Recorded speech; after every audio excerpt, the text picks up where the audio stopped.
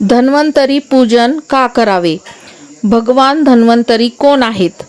भगवान धन्वंतरी हे भगवान विष्णूचे अवतार मानले जातात. त्यांना आयुर्वेदाची देवता असे मानले जाते.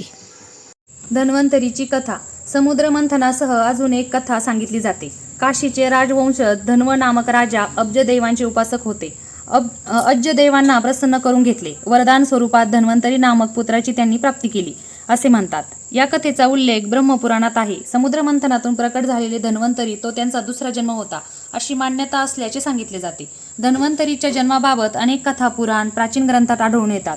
एक पौराणिक कथेनुसार गालव नावाचे ऋषी तहानेने व्याकुळ होऊन घनदाट जंगलात भटकत होते. वीरभद्रा नामक एका कन्येने गालव ऋषींची तहान भागवली. ऋषी प्रसन्न झाले आणि पुत्रप्राप्तीचे वरदान दिले. मात्र वीरभद्रेने तिची हकीकत ऋषींसमोर कथन केली. गालव ऋषी तिला आश्रमात घेऊन गेले. तेथे दर्भाची एक प्रतिकृती तयार केली आणि ती वेदांनी अभिमंत्रित केली. तोच मुलगा पुढे धन्वंतरी म्हणून ओळखला गेला अशी देखील कथा पुराणामध्ये सांगितलेली आहे.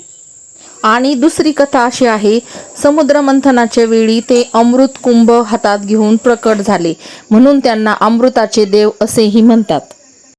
धन्वंतरी पूजनाने आरोग्य आणि दीर्घ आयुष्य मिळते. धन्वंतरी पूजनाने रोगापासून संरक्षण मिळते आणि शरीर मन निरोगी राहते.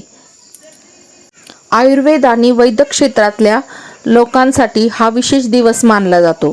डॉक्टर, वैद्य आणि आरोग्य सेवक या दिवशी धन्वंतरी पूजन करतात. हा दिवस राष्ट्रीय आयुर्वेद दिन म्हणून साजरा केला जातो.